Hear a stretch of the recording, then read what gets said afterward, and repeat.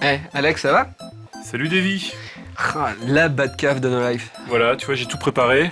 T'as le fond vert, bon tu connais. Hein. Ouais. Enfin, je connais pas le nouveau fond, en fait. Avant, Ouais. je faisais sur fond blanc, moi.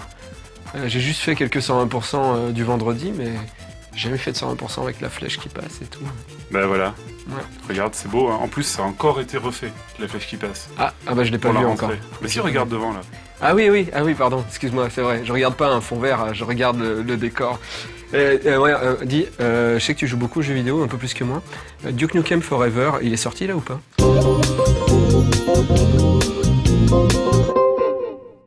Attention, c'est très court. Voici un petit aperçu du prochain jeu d'aventure de Pendulo, le studio espagnol auteur de la trilogie Runaway. Une nouvelle fois édité par Focus, The Next Big Thing met en scène un nouveau couple de personnages, Dan et Liz. Les développeurs nous promettent cette fois-ci un contexte inspiré par le cinéma et les séries fantastiques, avec monstres délirants et situations abracadabrantes.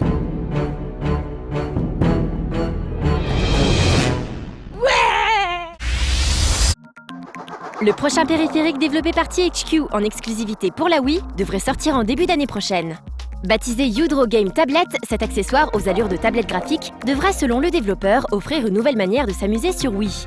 Le bundle, vendu aux alentours de 70 €, comprend bien évidemment la tablette, mais aussi Udro Studio, un logiciel permettant de se familiariser avec les fonctionnalités de l'accessoire. Des jeux compatibles ont d'ores et déjà été annoncés par THQ, comme le classique Pictionary ou encore Dude's Big Adventure, un jeu de plateforme dans lequel le coloriage et le dessin auront la part belle.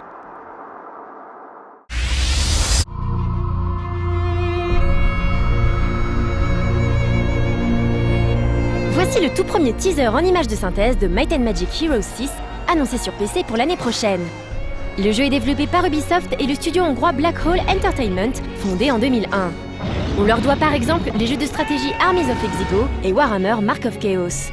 Les développeurs qui assurent la relève après un 5e volet créé par le studio russe Nival Interactive nous promettent une approche respectueuse de la licence Heroes of Might and Magic.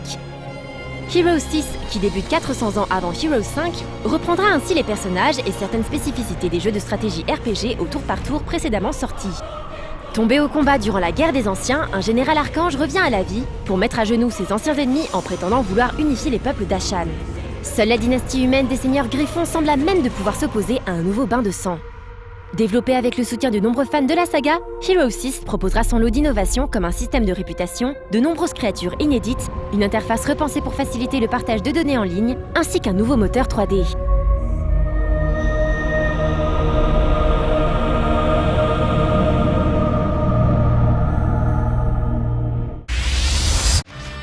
Les amateurs de tennis seront servis en 2011.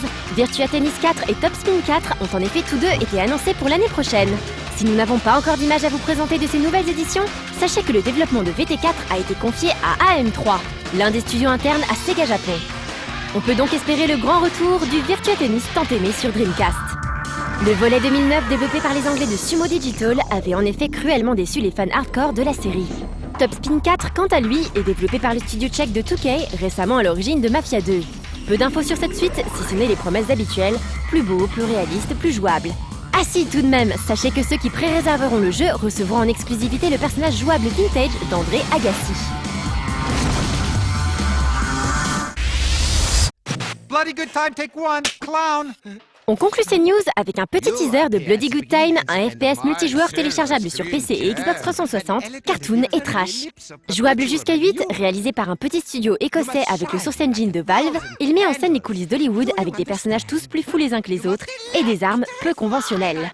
Il serait ainsi possible d'utiliser un rat explosif téléguidé ou encore une poêle à frire afin d'humilier ses adversaires. Igor.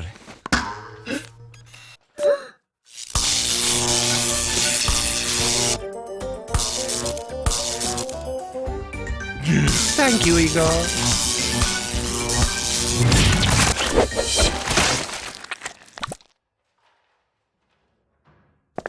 Thank you, Igor. But we still need a curtain dropper. Something huge. That's it, Igor.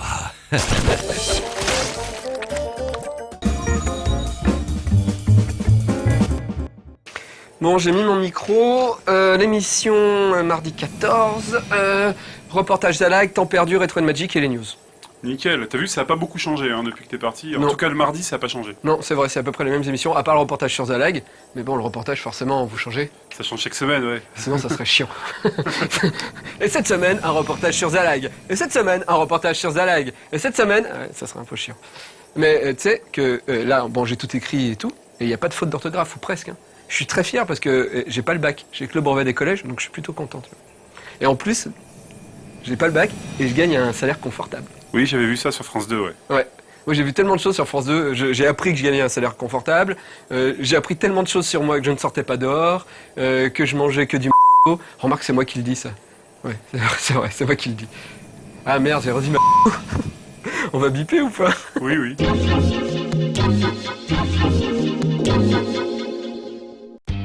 Zalag, dont le premier jeu Racers Islands Crazy Racers vient tout juste de sortir sur le WiiWare, nous avait gentiment invités dans leurs locaux lyonnais afin de nous présenter leurs projets et leur société.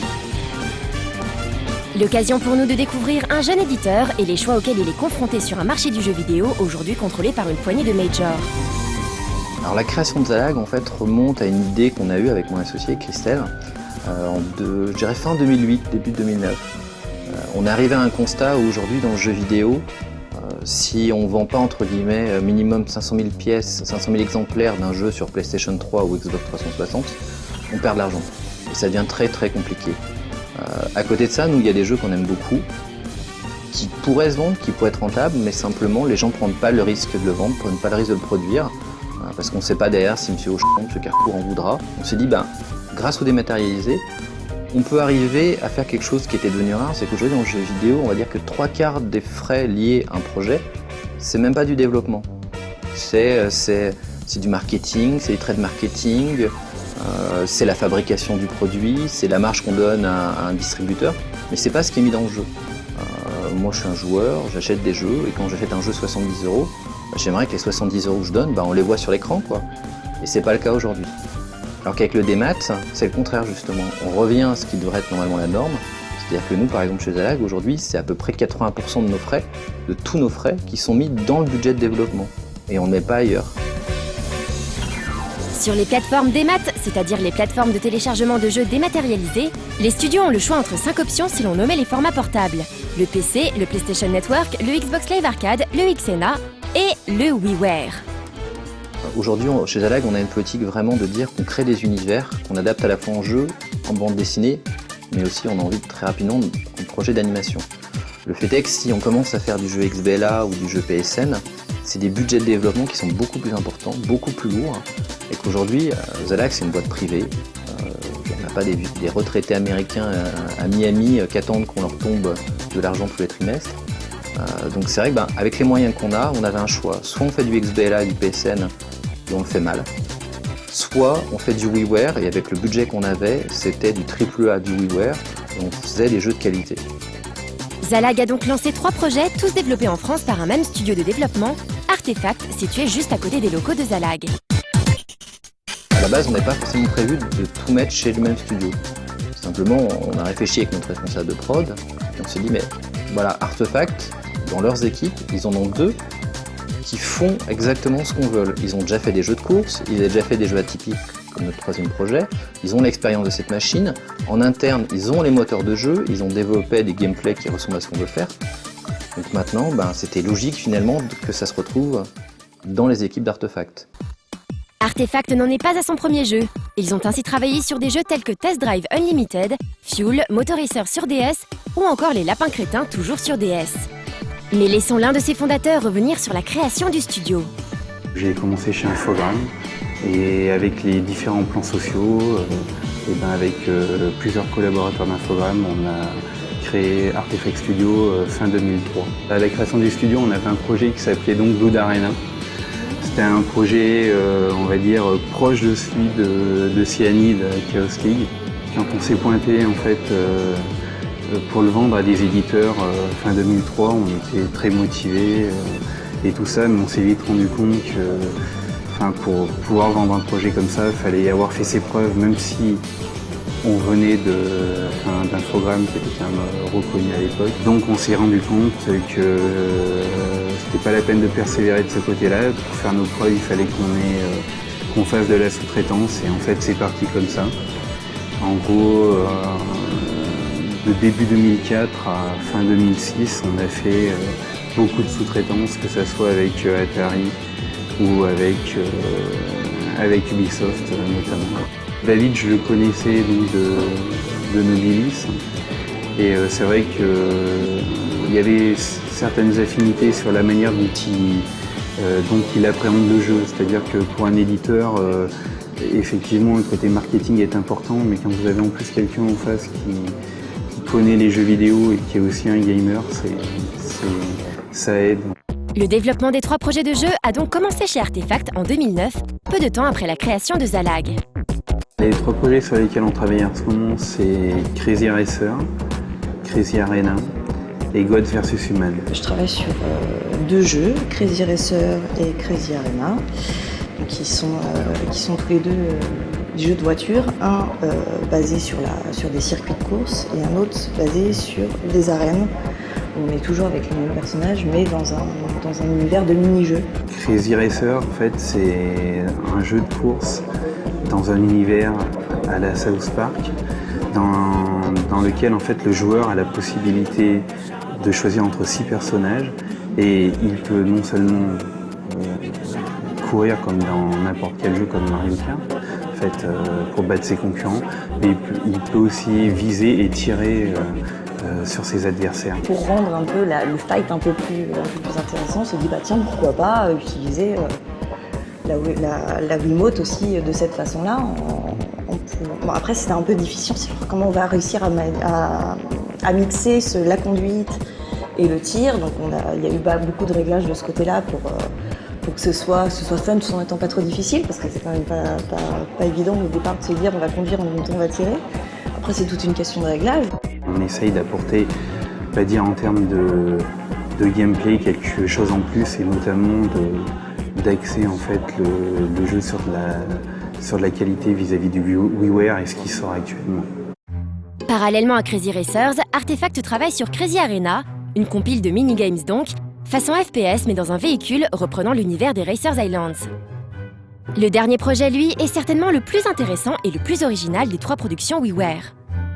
Alors Gods vs Human, c'est à la base un tower defense, je dis à la base. C'est vrai qu'avec le travail que Clémentine, notre game designer sur ce projet-là a fait, c'est devenu, on va dire, un mini RTS. On va dire grosso modo un mélange de Plants vs Zombies, Tetris et My Life as a Dark Lord. Donc voilà, un petit mélange de tout ça, on met tout ça.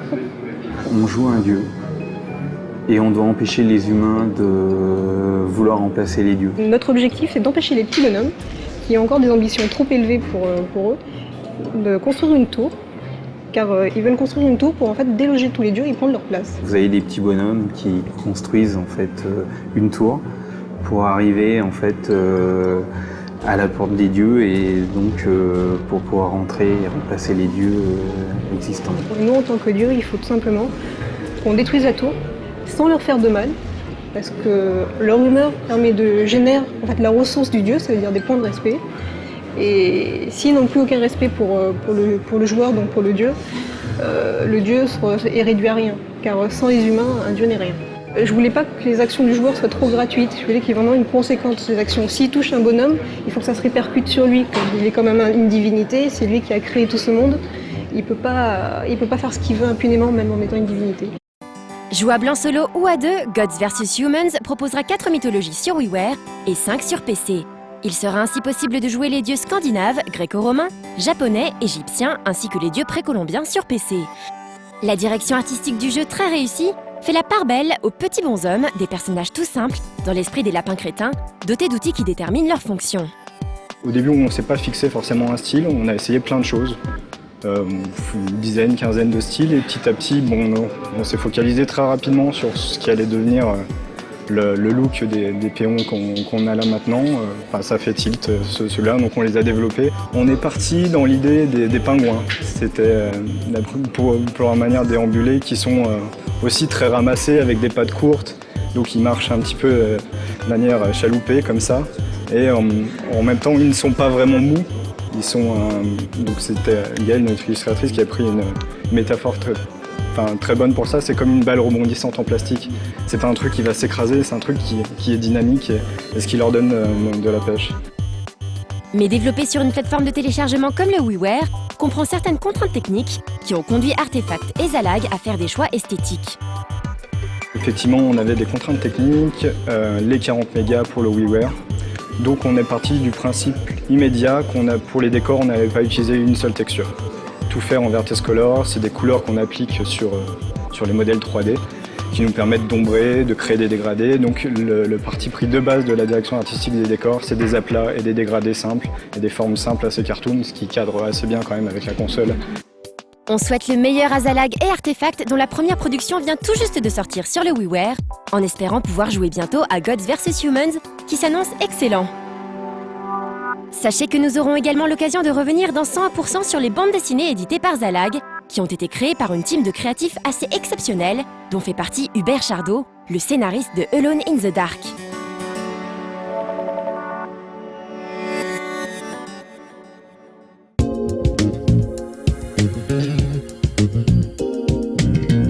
Tu vois, la dernière fois, je regardais mes DVD, je savais pas quoi mater. Et j'ai revu la trilogie de Star Wars, la vraie, la première. Et puis le Seigneur des Anneaux. Alors avec le recul, c'est laquelle t'as préféré? Enfin, c'est quel épisode ton préféré? C'est l'Empire Strike Back. Comme tout le monde, t'as Ouais. pas fait... Ouais, Je suis désolé. Mais tu vois, je me disais, ça me fatigue, rien que de penser, de regarder la trilogie du Seigneur des Anneaux, la durée et tout ça, je me suis dit, oh non. Et j'ai préféré regarder Star Wars, tu vois. Et en fait, les deux sont bien, mais le Seigneur des Anneaux, ça passe bien encore.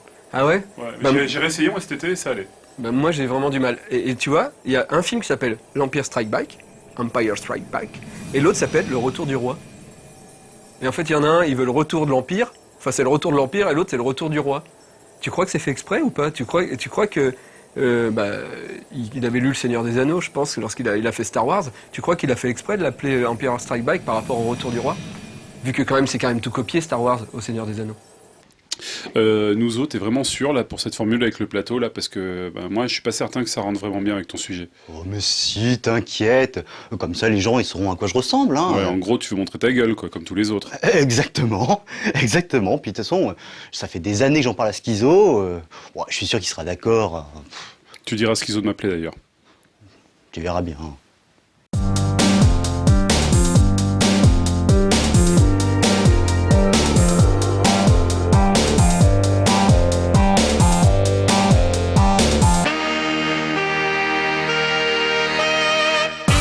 Salut les amis, bonjour à toutes et à tous et bienvenue dans cette nouvelle formule de temps perdu. Alors la semaine dernière, nous avons un peu abusé et surabusé des habillages clinquants, foireux et je vous prie de nous en excuser. Mais cette semaine, vous voyez comme c'est beau, c'est moi. Et oui, moi. Et surtout vous aussi, car cette semaine, c'est une spéciale Jeu des amis. En effet, durant ces vacances, vous n'avez pas chômé, vous n'avez pas perdu votre temps.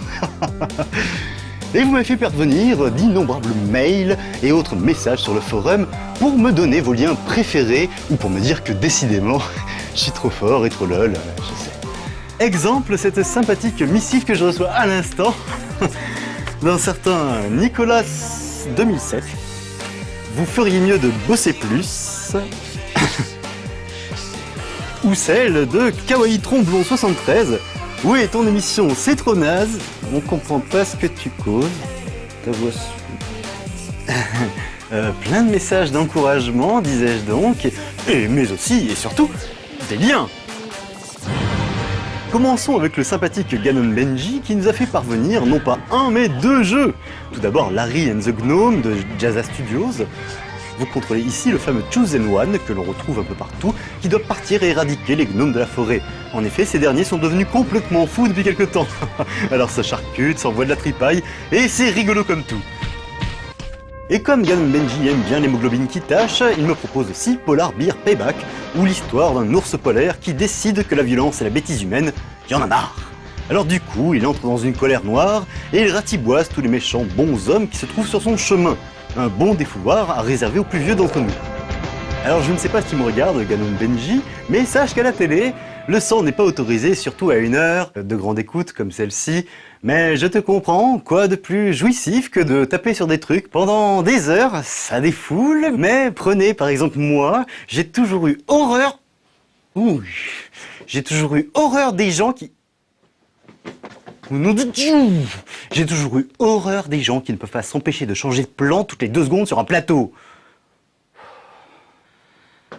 Bon, ok, continuons.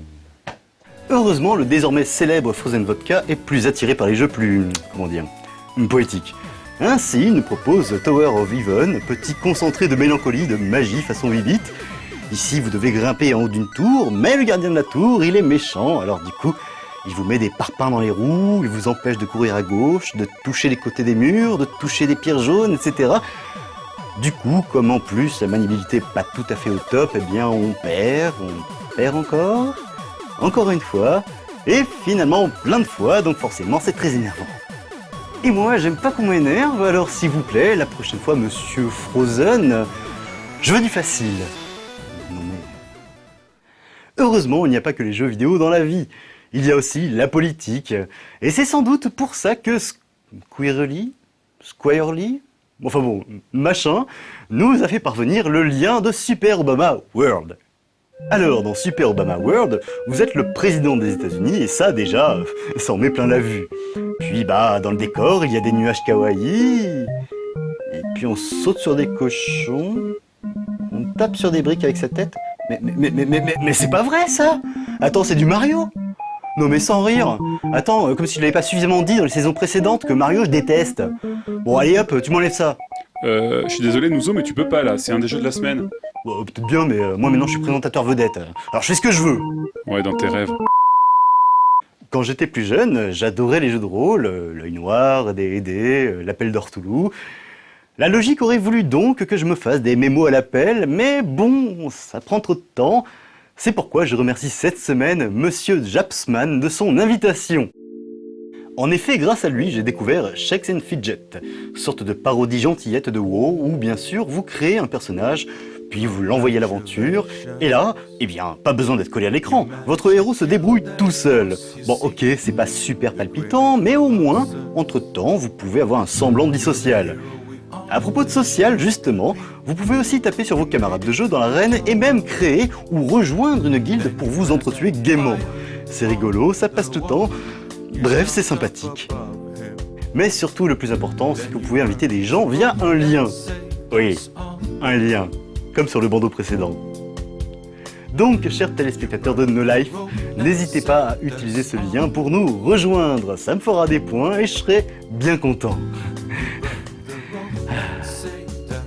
Bon bah voilà, n'oubliez pas de jouer plus pour gagner plus, parce que voilà, et allez, salut les gens. But how are you gonna spend the rest of this day? Maybe watch a video, maybe press refresh and start again. Bon Nouzo, je suis désolé, je veux pas te vexer, je t'aime bien, mais c'était vraiment pas terrible. On voit pas les jeux, t'es limite insultant avec les téléspectateurs, puis voilà, tu passes pas à l'image, c'est horrible. Faut vraiment que tu trouves une autre idée pour la semaine prochaine. Comment ça? Tu rigoles? C'était génial! Une star aidée mon pote! Attends, tu verras bien. Je suis sûr que le réel de l'émission, il sera d'accord avec moi. Bon allez, pas terrible, qu'est-ce qu'il faut pas entendre?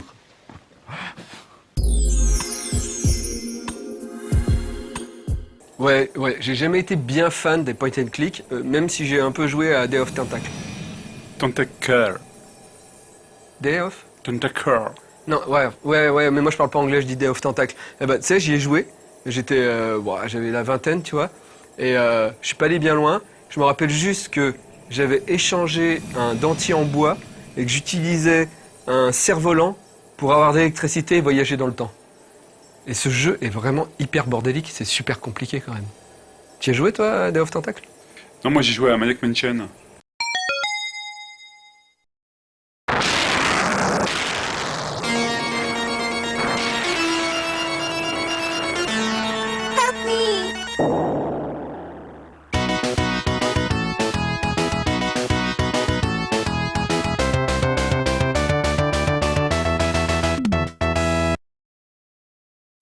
Dans la course au titre très convoité de meilleur jeu de stratégie jamais sorti, un jeu de Microprose est souvent considéré comme l'un des compétiteurs les plus redoutables. Proposant aux joueurs de défendre la Terre contre une invasion d'extraterrestres, XCOM sort en 1994 et va s'imposer comme un classique indémodable du jeu PC.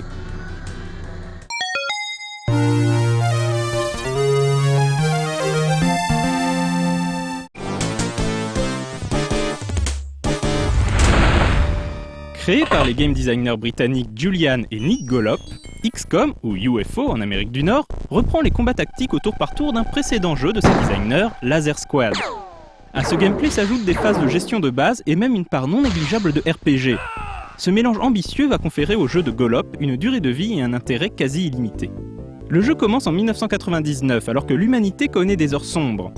Les apparitions d'ovnis et les enlèvements mystérieux se multiplient, et les Nations Unies se mettent à craindre une invasion à grande échelle d'extraterrestres belliqueux. Pour protéger la Terre contre cette menace, les gouvernements du monde mettent leurs ressources en commun et fondent l'Extraterrestrial Combat Unit, ou XCOM, une organisation paramilitaire indépendante chargée de surveiller les signes d'activité extraterrestre et y mettre un terme. Le joueur vient justement d'être promu à la tête de cette unité. Le jeu alterne une phase de gestion sur la map monde, appelée le Geoscape, et des missions au tour par tour contre les envahisseurs. Le joueur devra gérer l'équipement de ses troupes, rechercher de nouvelles technologies, et surtout obtenir de bons résultats pour s'assurer le financement nécessaire à une défense efficace de la planète. Régulièrement, les radars de ces bases capteront une activité suspecte. Il lui faudra alors abattre le ou les vaisseaux ennemis, puis envoyer une équipe au sol éliminer les aliens survivants ou les capturer pour les étudier. Les soldats montent en grade et en efficacité au fil de leur mission, et la perte de l'un de ces vétérans au combat peut s'avérer un sacré handicap lorsqu'il s'agit de le remplacer par un bleu. Julian Gollop estime qu'une grande part du succès d'XCOM vient en fait de la diffusion un an plus tôt de la série X-Files, qui a rendu les extraterrestres populaires à nouveau. S'il est certain qu'XCOM a bénéficié de l'engouement pour la série de Chris Carter, il est devenu culte surtout parce que c'est un jeu extraordinairement fun et addictif, voilà tout.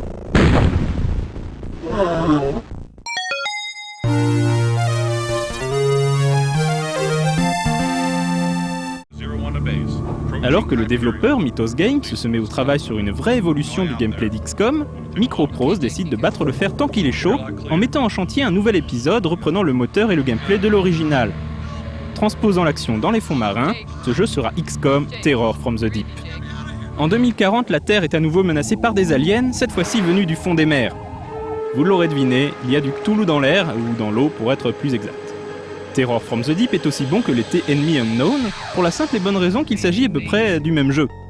Certes, l'habillage graphique a changé et on construit désormais des sous-marins plutôt que des navettes, mais le reste est absolument identique. La principale différence vient de la difficulté plus élevée.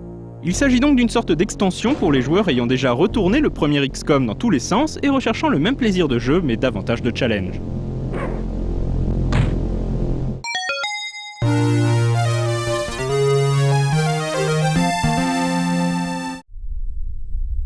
XCOM Apocalypse est la vraie suite de XCOM et sort après 3 ans de développement dans les studios de Mythos Games. Le jeu se déroule à la fin du XXIe siècle. Après la bataille contre les grands anciens, la biosphère de la planète a été ravagée et les humains vivent désormais dans des gigantesques cités-dômes. Dans XCOM Apocalypse, le joueur doit défendre l'une de ces cités, Megaprimus, contre une nouvelle menace alien. Le jeu se déroule donc à l'échelle d'une unique mégapole. Le Geoscape laisse donc sa place au Cityscape. L'alternance de phases de gestion et de combat reste cependant au cœur du jeu, même s'il est cette fois-ci possible de passer les combats en mode temps réel. La grande innovation de XCOM Apocalypse, c'est la nécessité pour le joueur de s'attirer les bonnes grâces d'une multitude d'organisations plus ou moins dignes de confiance pour financer son activité. Les actions du joueur lui mettront certaines d'entre elles à dos, à commencer par le culte de Sirius, une bande d'illuminés vénérant les aliens. Les aliens eux-mêmes se répartissent en 14 espèces qu'il faudra étudier dans l'espoir de les vaincre. Le joueur devra donc apprendre à connaître ses ennemis, mais aussi louvoyer au sein de la politique interne de la ville, alors que les aliens tenteront d'en infecter les plus hauts dignitaires pour prendre le contrôle du métroplexe. Tous ces paramètres rendent XCOM Apocalypse particulièrement complexe, mais aussi très riche. Ce sera également le dernier jeu XCOM développé directement par ses créateurs.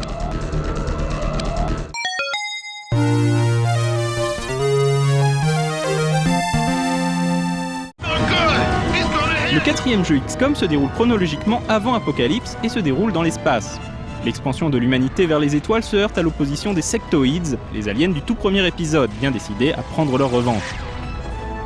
Interceptor n'est pas un jeu de stratégie mais un simulateur spatial. On retrouve toutefois une dimension tactique avec gestion d'une base, recherche technologique et recrutement et formation de nouveaux pilotes. Le jeu fut assez mal accueilli par la communauté de fans et est souvent considéré comme le vilain petit canard de la série.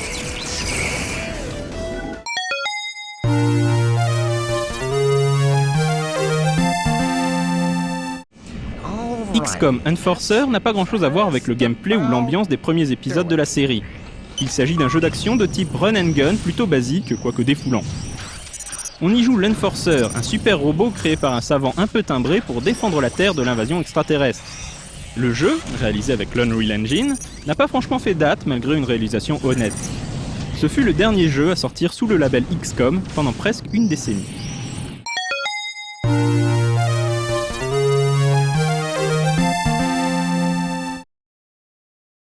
Mythos Games tentera de ressusciter le gameplay d'XCOM en commençant le développement d'un jeu au gameplay similaire nommé The Dreamland Freedom Ridge.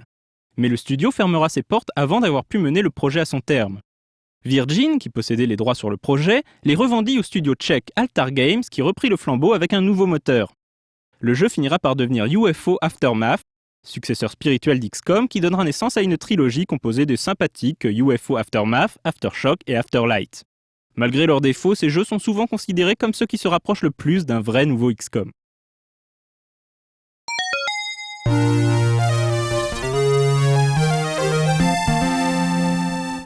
La licence XCOM appartient désormais à 2K Games, qui a annoncé le développement d'un nouvel épisode par 2K Marine, les développeurs de BioShock 2. Proposant une ambiance années 50 intrigante, ce prétendu reboot n'a malheureusement plus grand chose en commun avec le gameplay stratégique qui a fait la légende de la série, puisqu'il s'agira a priori d'un FPS.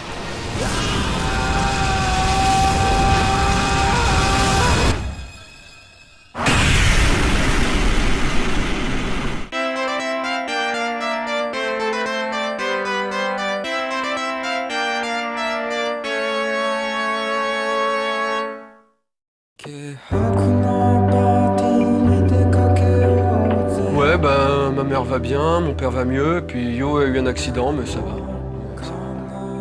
Un petit peu renversé une balayeuse, mais ça va. Il a renversé une femme qui faisait du balayage? Non, sa voiture, la balayeuse, et il conduit une balayeuse. Il l'a renversée, il a glissé sur plusieurs mètres. Ouais. Mais c'est juste qu'il roule trop vite, même avec des trucs qui vont pas vite. Ça va, il va mieux? Ouais, il va mieux. Ok, bon bah écoute, là tu peux dire au revoir. Tu peux dire que demain c'est retrouver 100% à 19h. C'est fini? Ouais. Mon premier 101% est fini? Ouais, d'ailleurs, je pensais que tu allais préparer un truc un peu spécial, c'était un peu léger, mais bon, pourquoi pas. Attends, non, on peut pas finir comme ça. Moi, je vais me faire tuer sur tous les forums. Les gens, ils attendent mon retour et tout. Et si je reviens et que je fais juste un 101% comme ça, où on parle juste, les gens, ils vont se dire, il est tout pourri, putain, c'était mieux avant. Ils vont le dire, c'était mieux avant. Bah, comme d'hab. Ils vont le dire, ah non, je peux pas faire ça. Faut que je trouve un truc, quoi. La Batcave, Duke Nukem Forever, le retour du roi. J'ai pas le bac, Strike Back, Day of Tentacle. Attends, j'ai une idée. Avec tout ça, on peut faire un rap.